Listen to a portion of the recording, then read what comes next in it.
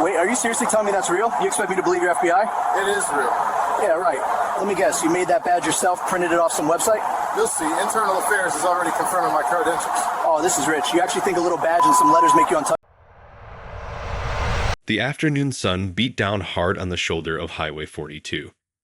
Cars roared past, oblivious to the tension unfolding on the narrow strip of asphalt. Sergeant Thomas Grant leaned against his patrol car, a sneer stretching across his face as he watched the black sedan that had caught his attention. There was something about the driver, the calm way he sat behind the wheel, that seemed to ignite Grant's ego. A man like this, Grant thought, couldn't possibly belong in federal service. The body cam captured every detail, the twitch of Grant's lip, the sharp exhale as he straightened up and approached the vehicle. He was a man accustomed to authority, someone who demanded obedience without question. And now, today, he intended to assert it. The driver rolled down the window, a quiet, measured calm radiating from him. His name was Elijah Carter, 36, and he had spent over a decade in federal service. He had seen enough roadside stops to know the difference between hostility and procedure. But the hostility in Grant's posture was something else entirely. "Afternoon, sir." "License and registration," Grant barked, his voice carrying over the rush of passing vehicles. There was no warmth, no room for discussion, just sharp authority, meant to dominate. Elijah's hand rested lightly on the steering wheel. "I'm Agent Elijah Carter, FBI. I'm on official duty," he said, calm, precise, and firm. Grant laughed. The sound cut through the air like a whip. "FBI? You? That's a good one. Really funny." His laugh grew louder, more mocking. "Where'd you get that badge? A cereal box?" Elijah didn't flinch. His eyes stayed level with Grant's, steady and unyielding. "Sir, this is legitimate. I'm asking you to verify my credentials. It's procedure." Internal Affairs is already aware of this stop. The sneer on Grant's face hardened, but it didn't waver. He leaned closer, invading personal space with a predatory precision. "Internal Affairs? Ha! What are they going to do? Send you a sticker. You think that matters out here? Not in my world." Cars sped past, tires hissing against asphalt, as pedestrians slowed to glance at the confrontation. Some seemed curious, some cautious. Few realized the gravity of what was happening. A federal agent, humiliated, standing against a cop whose prejudice fueled his arrogance. Grant circled the vehicle like a predator, each step deliberate. "Let me guess," he sneered, "you just found that badge in your cereal box this morning, or maybe printed it off the internet. That's a real agent move, huh?" Elijah's voice remained calm, but there was an undercurrent of steel. "Sir, I'm asking you to follow procedure. Verification has been requested. This isn't a matter of belief. It's facts." Grant shook his head, laughing again. "Facts? You think facts matter when someone like you shows up? Let me tell you something. People like you don't get the benefit of the doubt around here. Not in my city. Not on my roads." The tension was almost physical, crackling in the air like static electricity. Elijah's patience was absolute, a stark contrast to Grant's aggressive unpredictability. Every second the cop lingered, every mocking glance, was recorded, preserved, and unmissable. "Seriously." Grant's voice dropped, sharp and threatening. "You're saying you're FBI. That badge, that title, prove it. You think waving that around makes you untouchable? Think again." Elijah leaned slightly forward, maintaining distance but asserting presence. "Sir, it is being verified. Internal Affairs will confirm it. And once that happens, your behavior today will be documented. Any deviation from protocol has consequences." Grant's smirk faltered for a brief second, a flicker of doubt, but he quickly masked it with another laugh, this one louder, sharper, meant to dominate and erase hesitation. "Consequences? For me? You think you scare me? I've been doing this over a decade. I call the shots. But Elijah didn't react. He didn't need to. He knew the system was moving in his favor, quietly, methodically. Verification calls had already been placed. Internal Affairs had been notified. Every sarcastic comment, every sneer, was being logged. The reality that Grant couldn't see, or refused to see, was that his arrogance was on a collision course with accountability. Grant leaned back slightly, pretending indifference, but the tension in his shoulders betrayed him. His eyes flicked toward the patrol car console, where a faint beep went unnoticed by passersby. Internal Affairs had started the confirmation process. The thin veneer of superiority Grant clung to was cracking, almost imperceptibly, under the pressure of fact and procedure. You know, Grant continued, lowering his voice like a warning, you really think flashing a badge and shouting letters gives you power over me. You think just because someone told you you're special, it changes the rules. You're in my territory now. Elijah's tone remained calm, deliberate. I'm not asking for belief. I'm asking for procedure. Follow the rules. Treat this stop as it should be treated. Your bias doesn't give you authority beyond the law. Grant's laugh returned, louder this time, but it carried a strange tension, a flicker of uncertainty beneath the facade. The mocking tone remained, but the smooth confidence was slightly jagged, almost defensive.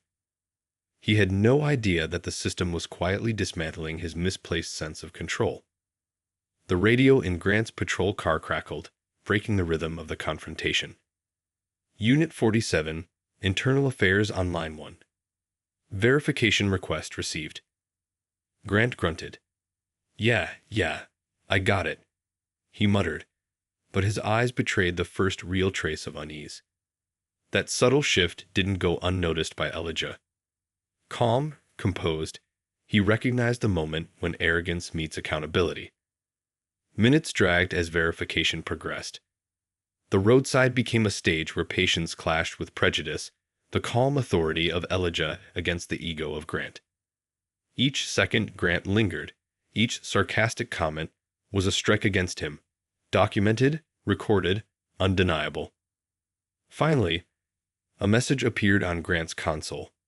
Verification completed. Elijah Carter, FBI, confirmed. Internal Affairs had done their work.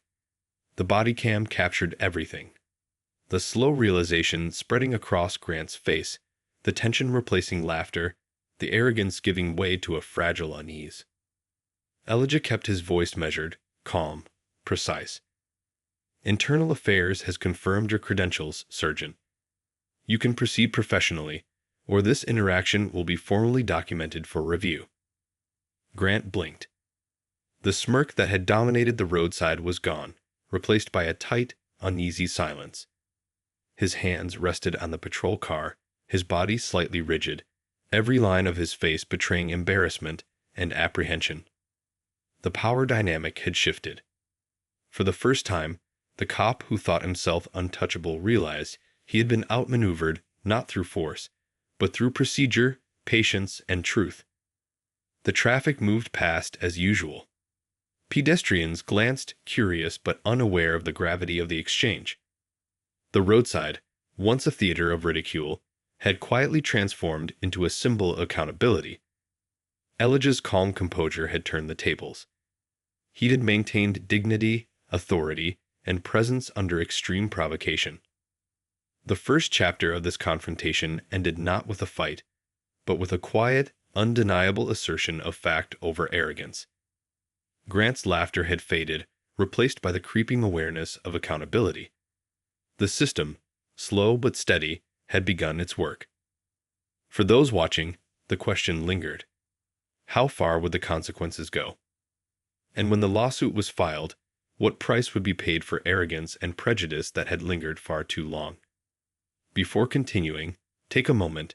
Where are you watching from? And if this story has you on the edge of your seat, subscribe, because what happens next is even more intense. The roadside had quieted, but the tension lingered like smoke. Sergeant Thomas Grant stood rigid, hands gripping the patrol car lightly as he struggled to mask the unease that Elijah Carter's calm authority had imposed. For over a decade, Grant had relied on intimidation, sneers, and laughter to assert control. Today, for the first time, he was confronted with the undeniable. A black man, an FBI agent, standing firm while the system quietly undermined his arrogance. Elijah remained at the driver's side window, badge concealed in his pocket, but mindfully present in authority. He had seen this before, the type of officer who relied on prejudice to feel superior, but this time the response was different. Internal affairs was already moving. Verification had been completed. Every word, every mocking gesture was now a record. Grant exhaled sharply, a hiss more than a laugh. So, you're telling me, Internal Affairs actually confirmed your FBI?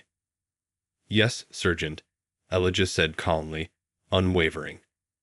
My credentials are legitimate. The verification is complete. This interaction is being documented.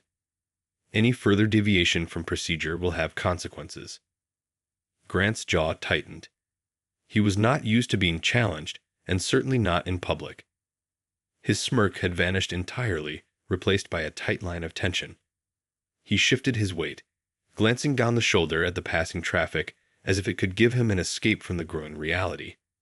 He was on record, exposed, and his arrogance meant nothing against procedure. Consequences, Grant muttered under his breath.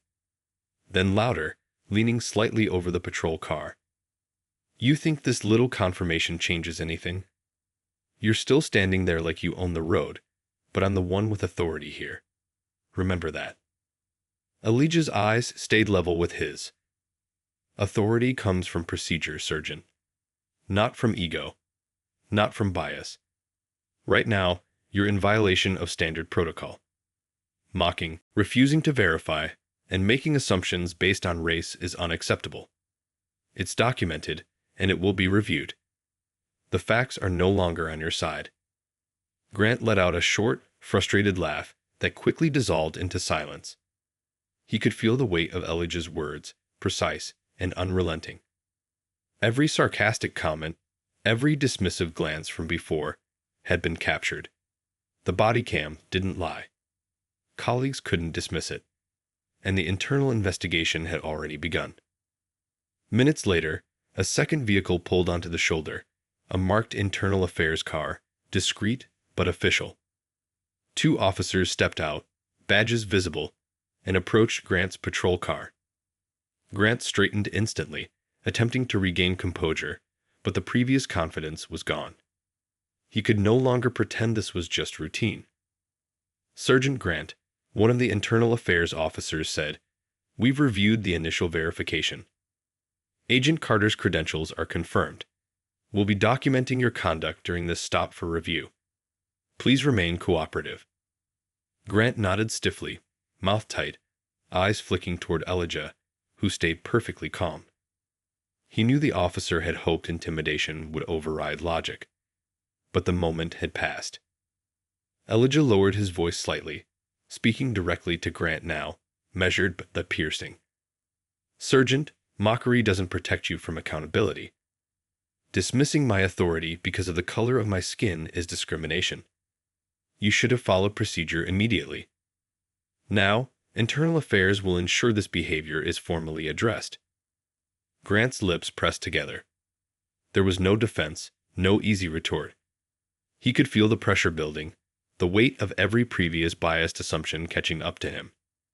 It wasn't just embarrassment, it was a reckoning. The IA officers asked Grant to recount the interaction. Every laugh, every sarcastic comment, every dismissive motion was noted. Witnesses had also begun giving statements. Pedestrians who had glanced at the roadside stop provided brief but detailed accounts. A man, calm, professional, while the officer acted arrogantly, dismissively, and rudely. Elijah stayed near the car, keeping composure, voice steady, while Grant gave his account. But the words fell flat. Documented laughter, recorded mockery, and verified credentials couldn't be ignored. For the first time in his career, Grant faced undeniable consequences. After the roadside process, Elijah drove away. He didn't gloat, didn't linger. His work was done, procedure followed, dignity maintained. But the event rippled outward. Within hours, word of the incident spread through the precinct. Internal memos circulated. Colleagues whispered in disbelief, some quietly supportive of Elijah, others defensive of Grant, still unwilling to face the documented truth. It was that evening when the news broke publicly. A $9 million civil rights lawsuit had been filed on Elijah's behalf. The filing wasn't just about him, it was a statement. The lawsuit demanded accountability for humiliation, discrimination, and abuse of authority. It outlined every detail: Grant's mocking laughter, the refusal to verify credentials, the overt prejudice. It cited body cam footage, witness statements, and internal documentation. Grant received the news in stunned silence. He sat in his small apartment, replaying the roadside scene in his mind. Every laugh he had thought harmless, every sneer he had assumed would intimidate, now sat as evidence against him. The system he had relied upon, his arrogance, his assumption of unchecked authority, was crumbling. Elijah, on the other hand, remained composed.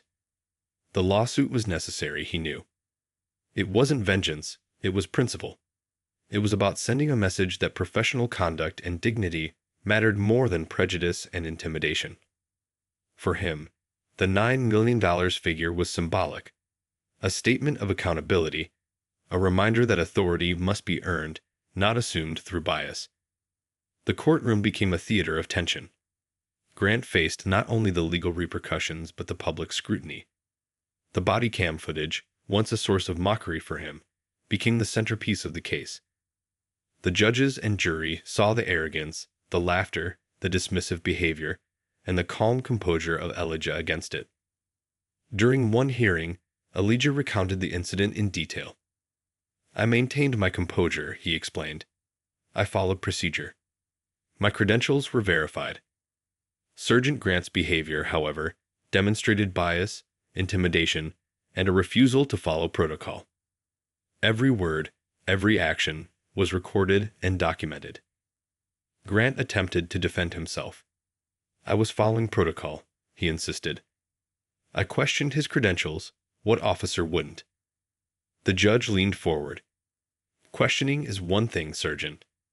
Mocking, ridiculing, and refusing to verify credentials, particularly with evidence of discrimination, is another. Your conduct is on record." The courtroom murmured. The tension was palpable. Grant's colleagues looked uneasy. They had often tolerated his arrogance, but now, public and recorded scrutiny left no room for defense. The ridicule he had wielded like a weapon was now his liability. Outside the courtroom, the media attention intensified. Headlines read, "Racist Cop Humiliates FBI Agent, $9 million Lawsuit Filed." Interviews with legal experts emphasized that the case was a turning point, demonstrating that systems of accountability could act even against deeply entrenched prejudice. Grant withdrew from public view, facing internal investigations, administrative review, and now the looming lawsuit. The officers he had once dominated now looked at him with unease, realizing that behavior once tolerated could no longer be ignored. Elijah, however, continued his work. His calm, professional demeanor became an example within the Bureau. How to handle confrontation without escalating, how to let procedure, documentation, and composure prevail over arrogance. Even as the lawsuit progressed, tension between the two men simmered. Grant's previous sense of control was gone. Elijah knew this, but he maintained focus on principle rather than personal victory. Every step, every procedural move, was deliberate, methodical. The stage was set for the courtroom battle to escalate, for testimony to reveal more of Grant's history of prejudice, and for accountability to extend beyond a single traffic stop. Elijah's calm composure contrasted sharply with the mounting pressure on Grant, whose arrogance had finally met consequences he could not control. This was no longer a roadside confrontation. It had become a systemic reckoning, a clash between prejudice and principle, arrogance and accountability. And while the lawsuit would take months, even years, the shift had already begun. For readers watching, the stakes had never been higher. A man's career, dignity, and public perception on one side, and a federal agent's demand for justice and fairness on the other. What would happen in court? Could the lawsuit force true accountability, or would the system find ways to protect its own? Before continuing, take a breath and imagine being there on that roadside, witnessing the shift in power firsthand. This is where reality tests arrogance and patience meets reckoning. The courtroom was packed. Cameras from local news outlets lined the back, reporters scribbling notes furiously, and the hum of anticipation was almost tangible. Sergeant Thomas Grant sat at the defendant's table, his posture stiff, hands clasped, and eyes occasionally flicking toward the gallery. His ego, once unshakable, was now a fragile shell. Every detail from the roadside stop, every mocking laugh, every dismissive glance had been preserved. Today, all of it mattered more than he could ever have imagined. Elijah Carter sat across the room, calm, composed, and ready. He didn't need to project dominance. The facts spoke for themselves. His presence alone was a quiet reminder that authority isn't defined by aggression. It is earned through truth, procedure, and integrity.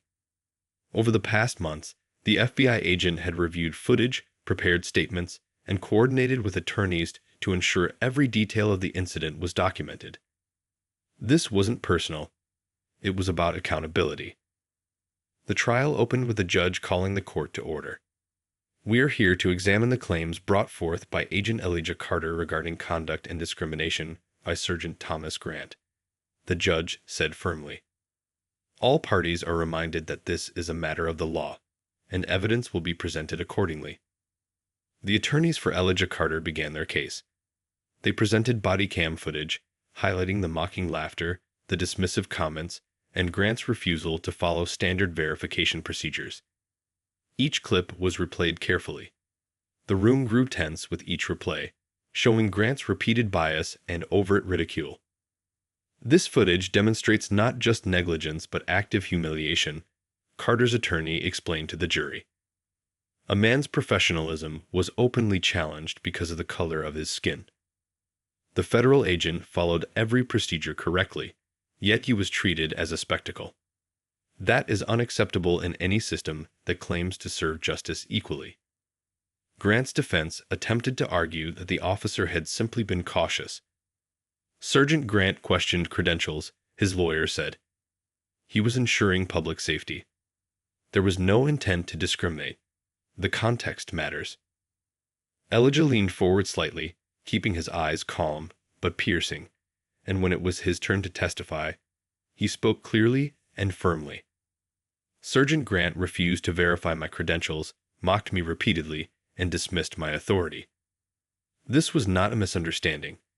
It was a deliberate act of bias, one that has been documented and confirmed by internal affairs. My identity and professionalism were disrespected because of assumptions tied to my race. That is discrimination, and it has consequences. Grant's jaw tightened. He shifted in his seat, the reality of the courtroom pressing down on him. For years, he had relied on the fear and intimidation his position could command. Now, that weapon had been stripped away, leaving him exposed to both the law and public scrutiny. Witnesses who had been present at the roadside stop testified next. Pedestrians recalled the exchange, describing the mocking tone, the laughter, and the blatant disregard for proper verification procedures. One elderly woman even recounted pausing to watch the confrontation from her car. "I'd never seen anything like it," she said. He was laughing at him like it was a joke. The man in the car stayed calm the whole time. I knew something wasn't right. Internal affairs officers provided testimony as well, confirming that verification had been requested and completed. The timeline was irrefutable. Grant's behavior was on record, and accountability had been initiated long before the case reached a courtroom. Throughout the proceedings, Grant remained largely silent. His attempts to explain his behavior were drowned out by the weight of evidence and testimony. Every mocking comment, every dismissive laugh, had been recorded and now confronted him with undeniable reality. The power dynamic had shifted entirely. Elijah's attorney addressed the jury again. This is not merely about a traffic stop. It's about accountability.